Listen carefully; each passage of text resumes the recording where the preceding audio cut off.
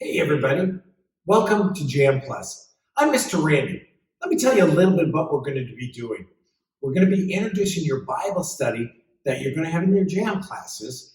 And how we're going to do that is we're going to do a drama. And the drama is how actors kind of act out the story to kind of introduce it to you. And then that leads us into what's called the big picture question. The big picture question is kind of like the theme or the idea that we should be learning from that Bible lesson. So hang on, let's go ahead and let's walk over to our training room today. The training room is where we met Mr. Bright. And Mr. Bright has a bunch of students that he's teaching them to be a part of the control center.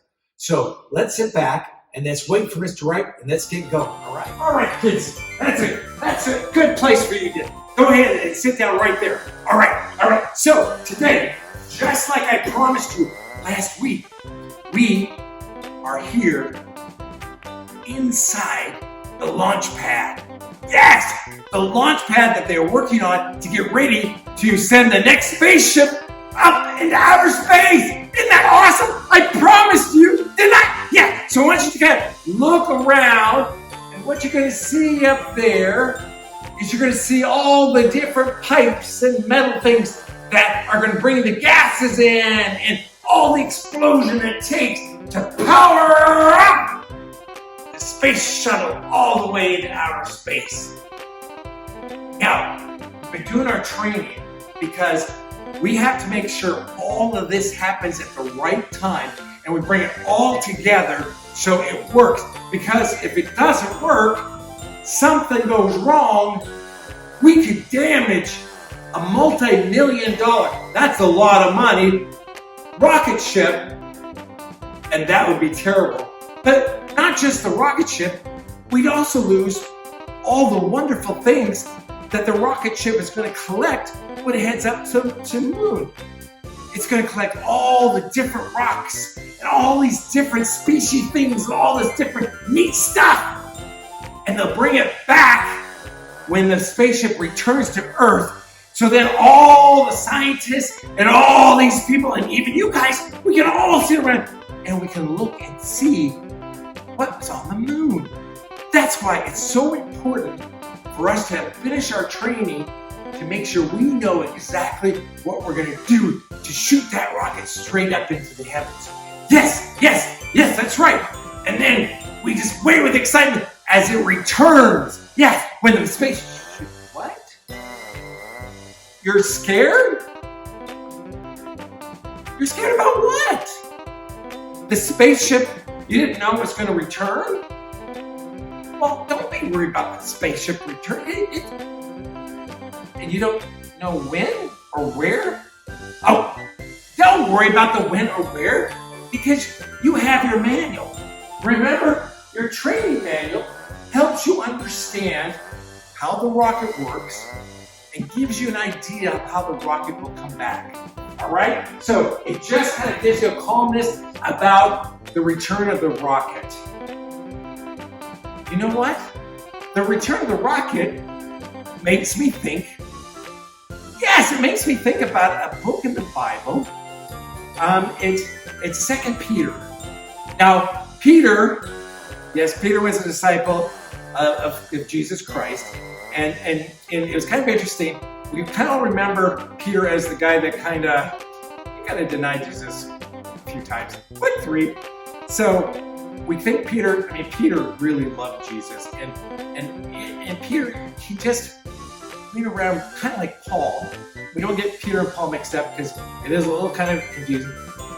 Peter also, when we're in 2 Peter, which by the way, 1 Peter is the book of the New Testament, and 2 Peter follows 1 Peter. And guess who wrote the books? You're right! Peter did! Yeah, he wrote both of those! But in 2 Peter, what he's doing, he's talking to people all around and saying, hey, you know what?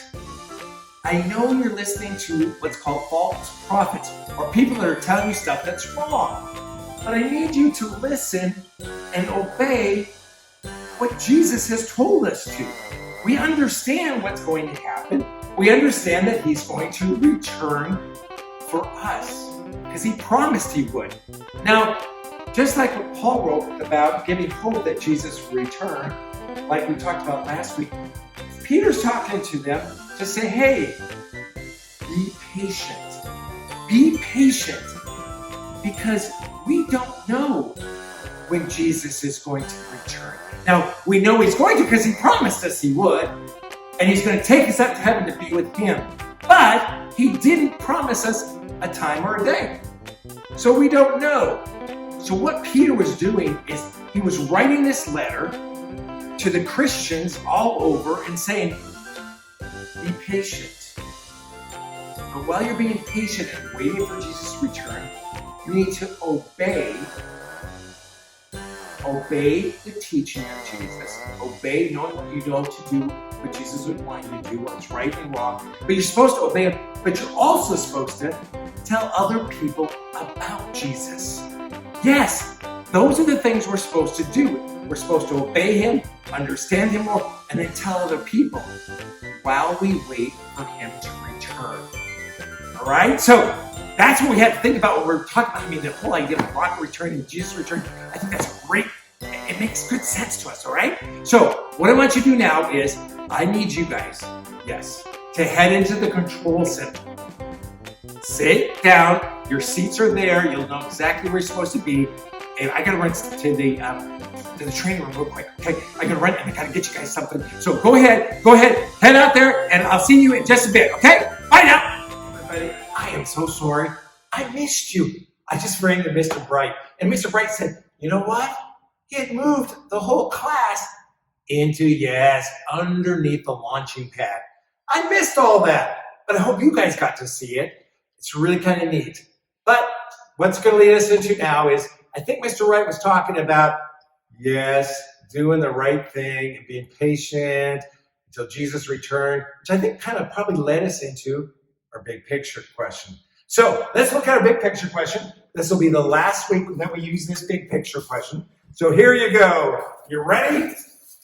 Say it together. How do we live while waiting for Jesus to return? Okay, everybody count of three. 1, 2, 3. How do we live while waiting for Jesus to return? All right, that's the question. And our answer is, we remember God's truth, grow in godliness, and spread the gospel.